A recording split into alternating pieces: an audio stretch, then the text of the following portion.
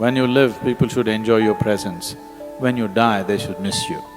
If the reverse happens, that means we've lived the wrong way.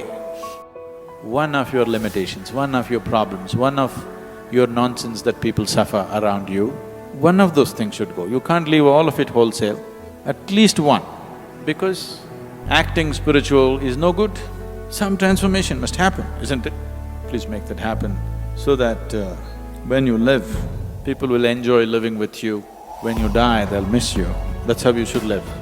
We need to understand the difference between transformation and change. People are always trying to change themselves. Change means, now this is like this, if I make it like this is a change. If I make it like that, that's a change. If I make it like this is another kind of change. The essential quality will never change. When we say transformation, the word transformation means that nothing of the old remained, something totally new flowered within you. Now you look at a rose plant full of thorns. Springtime came and rose flowers burst out. It is a transformation. The thorns are still there.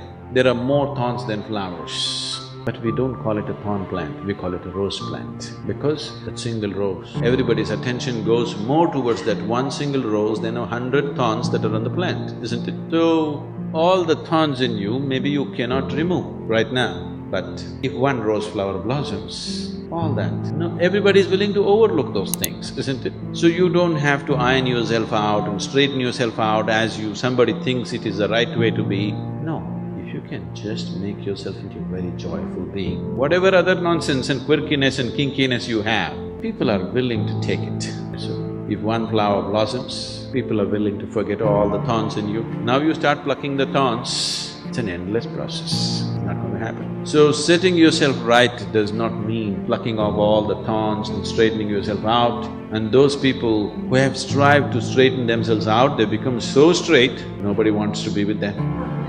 Somebody who's all correct, do you want to be with that person? Horror, isn't it? So this is not about becoming all correct. If something in you blossoms, people are willing to overlook all the thorns that are there in you. It doesn't matter anymore. Even though there are so many thorns in the rose flower and just a few roses, we still want to have it, isn't it? So that's all that needs to happen within you. You need to blossom. At least in one single dimension, if you blossom, then all the other things will be forgotten by people. That's all that needs to happen. So if that has to happen, what we should do?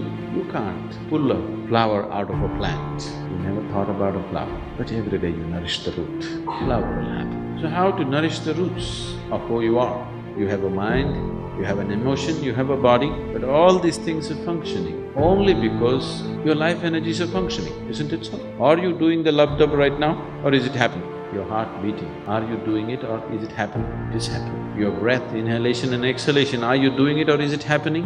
It is happening. Everything that is life is happening, isn't it?